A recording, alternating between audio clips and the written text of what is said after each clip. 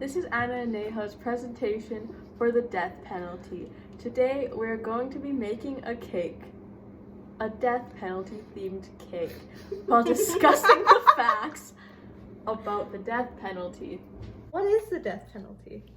The death penalty, also known as capital punishment, was used for all murder convictions before 1961.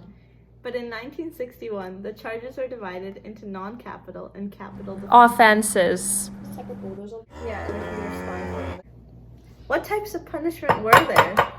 So there was hanging for the civilians, and there was also shooting for the military. So if the military went against whatever they were supposed to do, or went against their country, or treason, then they got shot, which is kind of cruel, considering hanging would be worse. Okay. And though.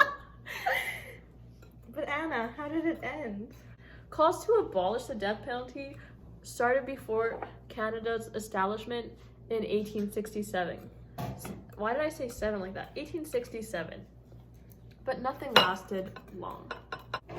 Okay, let me just say. People claim Robert Beekerdike had initiated the process of abolishment by calling a private member's bill as immoral and inhumane. If you ever wondered how to make a cake, this is not the right way, but despite many attempts to contradict Parliament, the law remained consistent. The law remained the same until 1967, when instead of capital punishment, a government bill was passed. It applied mandatory life imprisonment in all murder cases.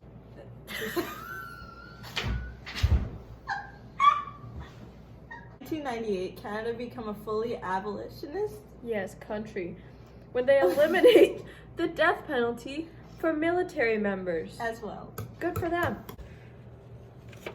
Since 1859, Canada had hung 710 people across the country. The last people to be executed in Canada were Ronald Turpin and Arthur Lucas. You want to say the next line? Lifetime imprisonment was put in place to allow prisoners a chance at a reduction of their sentence, as well as create a way to allow wrongful imprisonment victims a chance under changed circumstances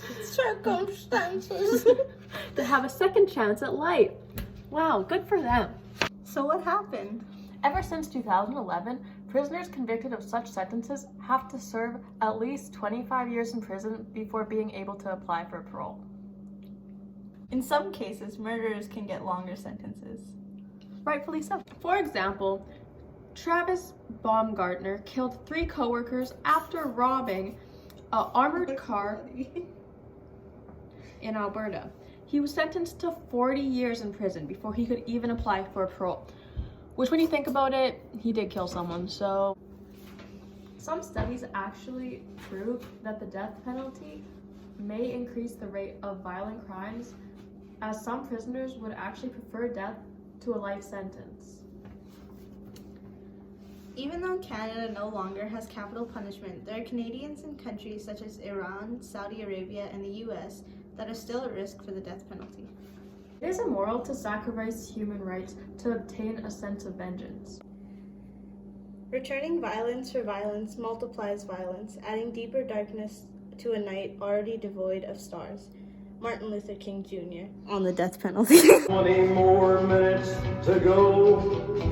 Then the sheriff said, boy, I'm gonna watch you die. Got 19 minutes to go.